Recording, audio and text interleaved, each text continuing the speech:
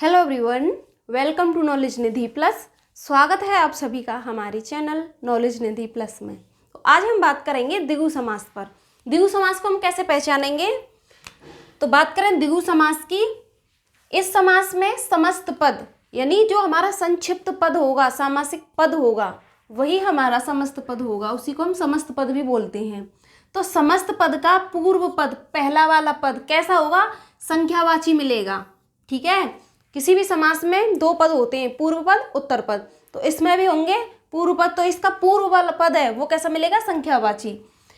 और क्या है, द्विगु समास में कोई भी पद यानी दोनों पद में से, पूर्व पद और उत्तर पद में से कोई भी पद कैसा नहीं होगा? विशेष नहीं होगा। ठीक है, वही हमारा द्विगु समास कहलाएगा।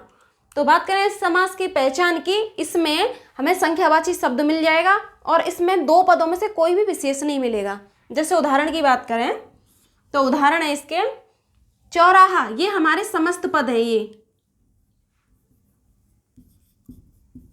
इनको हम समस्त पद या संक्षिप्त पद भी कहते हैं, या हम इसे सामासिक पद भी बोलते हैं। तो ये हो गया समस्त पद और ये है इसका विग्रह, समास विग्रह। इसे हम समास विग्रह कह सकते हैं। विग्रह, ये हमने विग्रह क्या है? तो चौराहा ये समस्त पद है। अगर इसका विग्रह करेंगे तो चार राहों का समूह। तो इसमें हमें क्या मिल गया? संख्या मिल गई 4। तो हमें पता चल गया ये कौन सा समास है? द्विगु समास है। पंचतंत्र, इसमें पंच देखो, ये पहला पद है, पूर्व पद कैसा है? संख्यावाची। अगर इसका विग्रह करें तो 5 तंत्रों का समूह। ठीक है, तो यहाँ पर क्या मिल गई हमें? यहाँ एक संख्या मिल गई। दोपहर, देखो इसमें 2 लिखा है और दोपहर का विग्रह करेंगे तो दोपहरों का समूह, ये रही संख्या। नवरात्र, नव यानी इसमें पूर्व पद कैसा है? संख्यावाची। तो यहाँ पर क्या है? 9 रात्रियों का समूह। ऐसे ही त्रिलोक, तो इसमें क्या है? त्रि मतलब 3, तो 3 लोकों का समूह। तो इस तरीके से हमें क्या मिल जाएंगी? संख्या मिल जाएंगी। द्विगु समास में पूर्व पद संख्यावाची मिलेगा, उसी से हम पहचान लेंगे कि इसमें कौन सा समास है, इसमें द्विगु समास है। ऐसे ही बात करें पंजाब की, तो पंजाब 5 जावों का समूह। तो उसमें भी क्या है? हमें संख्या मिल रही है, 5 जावों का समूह। जाव यानी नदियाँ। तो ऐसे ही इसके उदाहरण हो जाएंगे। तो ये होता है द्विगु समास। ये सबकी अपनी अपनी पहचान है। हम हर एक समास को उसकी अलग पहचान से आसानी से एक बार समझ लें तो समझ में आ जाता है कि ये किस समास का उदाहरण होगा। इसमें संख्या मिल रही है, तत्पुरुष में हमें कारक चिन्ह मिल रहे थे, और क्या है वो कर्मधारय में है जो, के समान, इस तरीके के शब्द मिल रहे थे। अव्ययीभाव में कोई हमें अव्यय मिल रहा था, और क्या बोलते हैं, उपसर्ग मिल रहा था। तो उनकी अपनी अपनी पहचान है। तो ये हो गया द्विगु समास। द्विगु समास में कोई भी पद कैसा नहीं होगा? विशेष नहीं होगा। अब बात करेंगे द्वंद्व समास की। बात करें द्वंद्व समास की, तो द्वंद्व समास को कैसे पहचानेंगे? द्वंद्व का मतलब ही क्या होता है? विपरीत, अपोजिट हो। ठीक है, तो द्वंद्व को कैसे पहचानेंगे? इसमें दोनों पद कैसे होंगे? इसमें दोनों पद प्रधान होंगे, और समस्त पद के दोनों पद कैसे होंगे? एक दूसरे के विलोम होंगे। विलोम यानी अपोजिट, विपरीत। वही हमारा क्या कहलाएगा? द्वंद्व समास कहलाएगा। इसमें जो 2 पद होंगे, समस्त पद में जो 2 पद होंगे, पूर्व पद और उत्तर पद, कैसे होंगे? दोनों पदों में से कोई भी पद कैसा नहीं होगा? कोई भी विशेषण नहीं होगा। ठीक, जैसे कर्मधारय में विशेषण मिल रहे थे, और वहाँ भी विलोम का विलोम नहीं, क्या बोलते हैं, योजक चिन्ह का प्रयोग हो रहा था। तो वहाँ पर दोनों कैसे थे? विशेषण थे। लेकिन यहाँ पर विलोम होंगे एक दूसरे के द्वंद्व में, और योजक चिन्ह से जुड़े मिलेंगे, बिना योजक चिन्ह के भी मिलेंगे। लेकिन दोनों ही पद कैसे होंगे? एक दूसरे के विपरीत होंगे। जैसे उदाहरण की बात करें तो उदाहरण है जैसे पाप पुण्य, ये हमारे समस्त पद है और ये विग्रह है। तो पाप पुण्य, इनका अगर हम विग्रह करेंगे तो विग्रह करते समय हमें या तो और लगाएंगे या फिर हमें या लगाना पड़ेगा, और फिर या कुछ भी लगा सकते हैं। जैसे पाप पुण्य में क्या लगेगा? पाप और पुण्य। तो ये पाप देखिए अपने आप में प्रधान है, और पुण्य भी अपने आप में प्रधान है। ये अपना अलग अर्थ दे रहा है, और ये एक अलग कार्य है और ये एक अलग कार्य है। पाप कोई अच्छी चीज बुरी चीज, और पुण्य कोई अच्छी चीज़, तो ये एक दूसरे के प्रतिद्वंदी हैं, यानी ये विलोम है।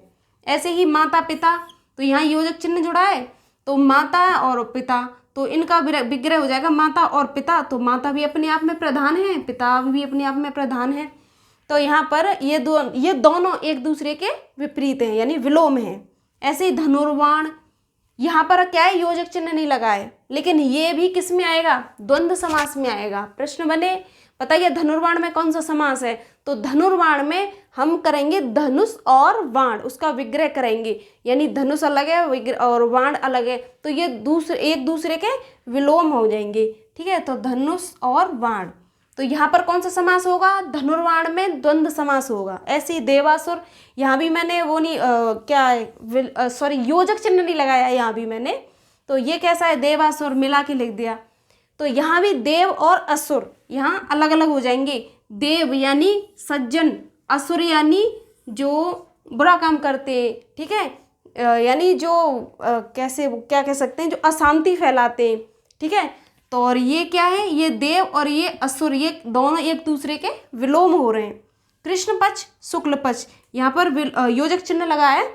इसमें जो कृष्ण पक्ष है, जो काला पक्ष होता है, कृष्ण मतलब काला और शुक्ल यानी उजला, तो ये यहाँ काला कह सकते हैं, यहाँ उजला कह सकते हैं। तो काला और उजला, अंधेरा और उजला, ये दोनों एक दूसरे के विपरीत हैं। तो यहाँ हो जाएगा कृष्ण पक्ष और ये और मिल गया शुक्ल पक्ष। ऐसे ही सुख दुख, तो यहाँ पर सुख या दुख, तो और मिल सकता है इसका योजक, इनको जो जोड़ेगा विग्रह करते टाइम, और मिल जाएगा या मिल जाएगा। ऐसे ही बात करें अगर कि राजा का विलोम बताइए, यानी कि राजा का विलोम क्या होगा, तो राजा का रंक मिल जाएगा, कहीं कहीं पर राजा का प्रजा मिल जाएगा, या कहीं कहीं पर राजा का रानी मिल जाएगा। तीनों ही राजा के विलोम हैं। लेकिन जब प्रश्न बनेगा तो राजा का जब अगर रानी दिया होगा तो रंक और प्रजा नहीं आएगा, अगर रंक दिया होगा तो रानी और प्रजा नहीं आएगा, प्रजा होगी तो राजा और रानी और रंक नहीं आएगा। तो इस तरीके से तीनों ही इसके विलोम होते हैं राजा के। राजा का विलोम रंक, रानी और प्रजा तीनों ही होते हैं। लेकिन प्रश्न बनेगा तो 4 ऑप्शन में से इन तीनों में से एक ही मिलेगा। तो वो ऐसे करके हम पहचानते हैं किसको, द्वंद्व समास को। तो द्वंद्व समास में दोनों पद प्रधान होते हैं, दोनों पद एक दूसरे के कैसे होते हैं, विपरीत होते हैं, और दोनों पदों में कोई भी विशेषण नहीं होता। इस तरीके से हमारा द्वंद्व समास हो जाता है। तो ये हो गया द्वंद्व समास। अब बात करेंगे हम बहुव्रीहि समास की अगली वीडियो में। इससे पहले मैं आपको बता दूं कि जो लोग हमसे पूछ रहे थे कि हमें यूपी टेट तो हम करा ही रहे हैं, यूपी पुलिस का वो पूछ रहे थे सिलेबस।